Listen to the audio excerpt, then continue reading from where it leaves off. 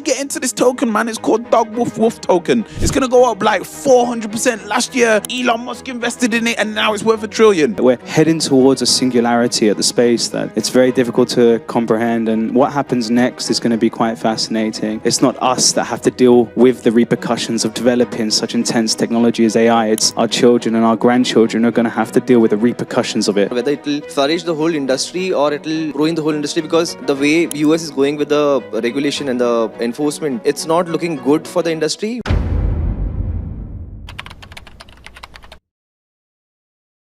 So just veering it back from the Web3 talk, yeah, let's bring it back into more of the crypto and digital asset space. What do you kind of see and are things that you're excited about going forward, Andy? I'm excited about the things that haven't been created yet. I think that we've got a lot of things that's kind of pre-existing, and a lot of things are working, a lot of things are not working. I'm really excited to see what is kind of created organically in the space. Something is, how can I express this? It's more like, how we've, evolution. I mean, some of you may or may not believe in evolution. The internet itself and quantum engineering and the way in which computers are being developed these days is quite fascinating, especially with the upbringing of new AI technology. So I'm curious to see about how humans and people are going to interact with the digital space when digital entities are going to have their own direction. And I'm curious to see how things are going to change, especially in regards to data science and data management. We're going into uncharted territory. We're heading towards a singularity at the space that it's very difficult to comprehend, and what happens next is going to be quite fascinating. I like to be positive, but back of my mind there's a bit of pessimism and a bit of fear, so to speak. Not too deeply, but I'm very curious to see how all of this is going to manifest itself, especially in the next 50 years when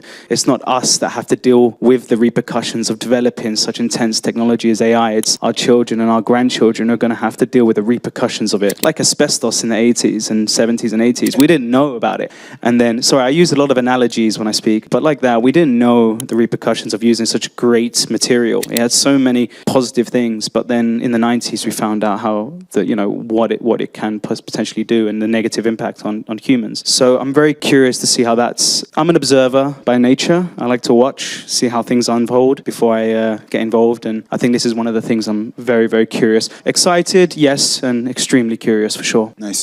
So I'm curious to hear what you're excited about as a lawyer. So looking at the regulations which are coming up, the enforcement which are going on with new tech coming in, everything is evolving and the regulations and the law is way behind when it should be on the top of it. So what I'm excited to look forward and what I'm looking forward to is how these regulations are going to turn and whether they'll accept cryptos as such or whether it will flourish the whole industry or it will ruin the whole industry, because the way US is going with the regulation and the enforcement, it's not looking good for the industry, whereas there are other countries and the other part of the world who are actually working towards development of the industry and helping the founders and trying to grow the whole industry and the community towards it. But what specifically I'm looking forward to is when AI, blockchain and quantum computing all comes together and becomes easier for people to understand how these three things can work together and design more things. Yeah, I think one of the things I'm looking forward to is bigger companies releasing their own tokens. Companies like Tesco, where they already have points, where you're already collecting these points, then releasing tokens for themselves that you can use inside or outside. Because at the moment, we're doing all this stuff with the club card, we're doing all this stuff with Amazon points and whatever, but that value is locked inside their ecosystems. You can't take it out, you can't trade it, you can't do anything with it. Whereas once these companies now start going, well, we're giving you points, we might as well give you tokens and then you can do whatever you want with their tokens. I think that's a space that's eventually going to happen, probably not now, maybe in 5 years' time, but I think that's going to help people, or even if those tokens are like they should be, a slice of the company. If maybe they go, okay, we're going to take 5% of the stock that we have and we're going to turn those into tokens and we're going to distribute them and then people can do whatever they want. And that way people own a slice of the company, but in a much more easier, much more transferable way than what people are used to traditionally. So yeah, in regards to tokens and crypto, what is a danger? What is the ultimate thing somebody should avoid or look out for? If I'm brand new to this space and my mate's telling me, yeah, get into this token, man, it's called Dog Woof Woof token. It's going to go up like 400%. Last year, Elon Musk invested in in it and now it's worth $1 trillion. What are the things someone should look out for? Or what's some horror stories you've heard? All right, I'm going to be a bit controversial here. I'm someone that will invest in the most risky thing there is. And I don't think there's anything wrong with that. But I always have a strategy. And what I mean by that is not necessarily a strategy on how I invest in that, but my process and my decision making. And this works on every asset class. So for example, I will have my bread and butter way of making money, right? Whether that's your index funds, whether that's your safe, route one. And then I will take a portion of profit and I'll say, okay, this percentage, maybe 10% of profits I've made from my bread and butter is for the high risk stuff. That way, no matter what happens, Luna, whatever, I'm protected. I'm still up, right? And then I will have strategies for each. I would have had a strategy for Luna. I would have had a strategy for the most risky woof coin there is.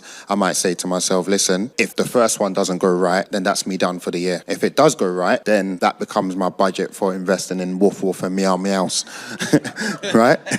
So it kind of takes the element of being right and wrong out of the equation. And there's a clear strategy that says, regardless of if I've picked a 100x coin or a coin that's going to zero, my decision making is right because I've protected myself, but I've also given myself that opportunity for if there is one of these coins that's going to do 100x on that end of the scale anyway. So I didn't answer your question in terms of the actual due diligence. When it comes to the due diligence on that actual woof coin community, regardless of my experience, I do not buy anything. I don't do anything with my money without telling the same community that I built and I put 1,000 experts inside. So let's say I am about to pull the trigger on one of these high-risk, crazy coins. He will know about it. Blockchain Sensei will know about it. My community will know about it. And I will hear everyone's input. Now, my decision is a bit more informed. And if it's like 50-50, 90-10, 70-30, all these things will play a factor to how much of my profits I reinvest in trying a thing with these coins. Or whether I say, do you know what? I'm going to sit this thing out. So you can see in all my answers, there's no clear, oh yeah, check that the CEO's real. No, it's actually, do you know what? Engage with a community, have a decision-making process that actually makes a lot of sense. Don't use too much capital and make sure that that capital is coming from a place where you've already made profit on the things you do know. I would definitely second that motion. It kind of ties in with what we were saying about earn the free money, and then that free money that you've just had, if you lose that, it was free anyway. It's not out of your hard-earned cash. And on that, I definitely want to touch on something before we go to questions. It's about something called realized gains and unrealized gains. Now, what that actually means is when you actually sell. So what happens is a mentality that I encourage people to take with crypto especially. Number one, it shouldn't be a large portion of your portfolio, in my opinion. Not financial advice, but if you want to do that, if you want to remortgage your home to give it to some person that you just met on Telegram, that's your choice. But then when you get stung, don't come crying, because it's just logic. Like, it's just complete logic. You have to really use your logic and go, hang on a minute, what am I doing here? So when it comes to realized gains and realized losses, what does that mean? That means, yes, your project that you've invested in might be down 80% this year, right? It's only when you click that sell button that is now real and is realized, if that makes sense. Whereas if you now waited another 2 years, 5 years, that might have gone up 400%, 500%. That doesn't just happen in crypto. That happens in the stock market as well. There's people that sold their meta stock because it went down 40%. But guess what? In this last year, it's gone up 200%. So you got to understand, okay, me investing here, what I'm putting aside for this crypto, am I willing to lose it? If you're willing to lose it, lose it. But don't press that sell button. Just let it go down, because you were willing to lose it. So if it goes down to worth being £10, it's worth £10 now. You were willing to lose it in the first place. Whereas if you just left it there, if it grows exponentially, there's plenty of people that with Bitcoin, with Ethereum, with Binance, all these tokens, they invested, the token went down, they went, oh no, it's gone down, let me sell. 2 years later.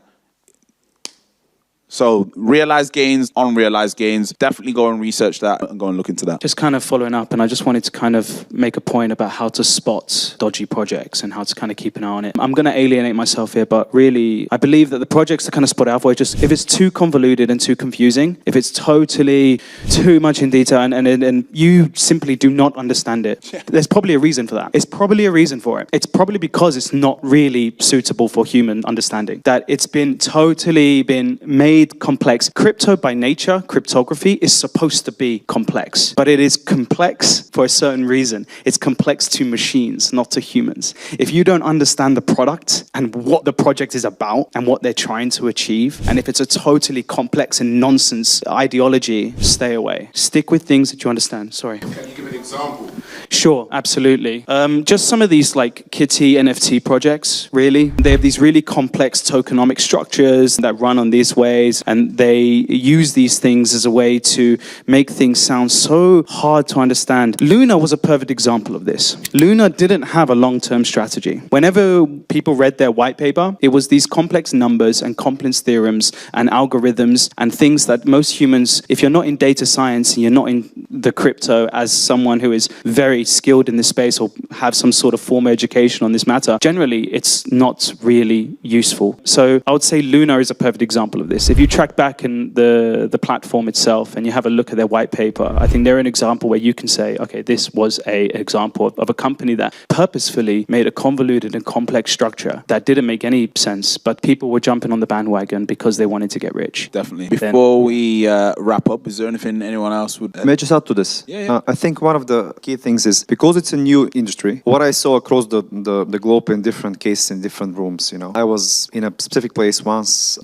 There is a war at the moment. There was this guy selling to a room of 200 young people, creating whatever cryptocurrency that's going to be backed by the bank and all of those things, the 2000%, all that. And you see a lot of people jumping on the space so they can either make a ton of money. So when was the last time you making a ton of money a great motivation to build good business? Usually you cut corners when you want to make money. And if you're thinking short term and you think the fact that a lot of people jumped on the space so they can be somebody, that's not a thing. Ego. I mean, come on. One of the things that I loved about these panels yesterday and today, I saw a ton of people that are somebody and they really came across as the most relatable person in the room, which is so cool, honestly. And speaking about, you can spot some of the projects because they're complicated, but go back to what happened with the FTX. I really like the guy. Honestly, I followed some of his content and a lot of people backed them up. And the mess up was in the actual big investors, and you work in the space, that didn't check on their investment. They didn't do proper due diligence. And I'm speaking about hundreds of millions and billions poured down in this vehicle. And that's ridiculous. To me, it's funny and ridiculous, honestly. And you will realize that stupidity doesn't have measure. So going back to the real stuff, again, go and chat with people. If you see that there is gap on the market, that might be a good case. Or woof woof and dog or whatever it was. And that may actually make a ton of money as well. And don't let someone do it for you. This is the ultimate mistake that we have people calling us a blockchain sensei is, this guy told me to transfer this amount of money to their bank account or to them, and then they would buy this token for me. No. That defeats the whole object of crypto, is that it's meant to be your ownership, your wallet. You do it all yourself. So don't ever do that.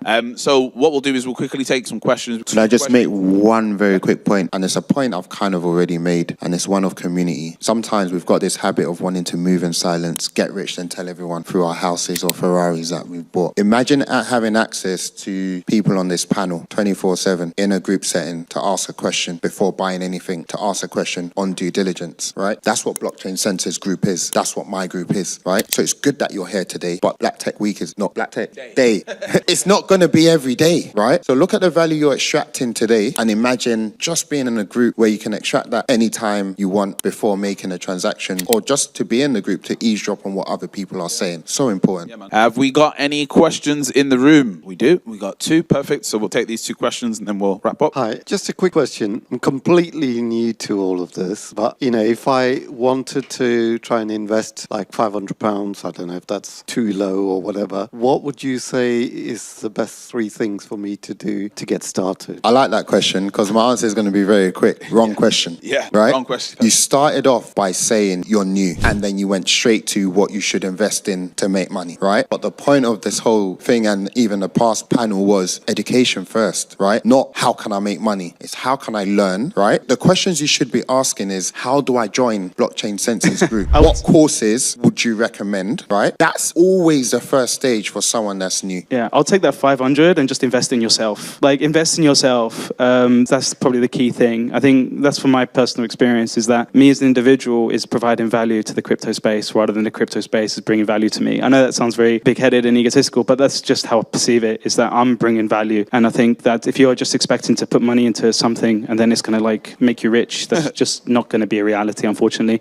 Like you said, what he said was exactly right. The problem with previous is that these investors have invested into these projects, and then what's happened is that they just haven't followed up. They just they throw money at it, and then they don't maintain it. And that's the biggest problem that we have, is that they're just throwing money at these projects, but not actually adding value and not actually helping it it growing, scaling. So I think take that 500, keep it with you, invest it in a nice, beautiful course that one of these amazing guys are offering. Learn, and then you'll become and you'll provide value to the space, and vicariously, you'll receive value in return. I'll give you a little answer, right? In crypto, you've got what you call your tier ones, then your tier twos, until you get all the way to the woofs, right? When you have done that education and you do get to the point of starting, my general advice that I give to my group is you start with the tier ones. The strategies around the tier ones, Bitcoin, Litecoin, Ethereum, those three, right? Finding a way to get good prices, but that is always your starting point, and it is your starting point because those are the ones that have so far stood the test of time. 100%. We'll take this final question from this young man. Hi. I was gonna ask. So I think you kind of answered my question in a way, but I was gonna ask like what other ways you could educate yourself in learning crypto, because I heard you said Coinbase as well, innit? And you talked about tiers. Could you like talk more in like other ways to educate? So the best place for you to go, young man, is YouTube. So I'm going to give you some YouTube channels right now. Everybody write these down if you want to take them. So first one is Paul Barron Network. Second one, Altcoin Daily. Third one, if you want to get really deep into it and you're a trader already, Blockchain Backer. And the fourth one, obviously putting ourselves last, even though we give out more value than any of them, is Blockchain Sensei. You go on our YouTube, we do a webinar every single Monday, every single Friday. We have done for the last 2.5 years. We've got over 150 episodes out there. We've got interviews with Debs, we've got interviews with most of the people on the panel. If we haven't yet, we're going to. We've done stuff with Ray Dalio. We break down everything from beginners all the way up to advanced. We even break down earnings reports of Coinbase so you can understand how the exchanges are working, where they're getting their money from, how it relates to an actual business. In fact, if you're in this room and you've made money from any of our episodes, put your hand up and say game. Okay, perfect. There we go. So let's give a massive round of applause to our panelists. Thank you.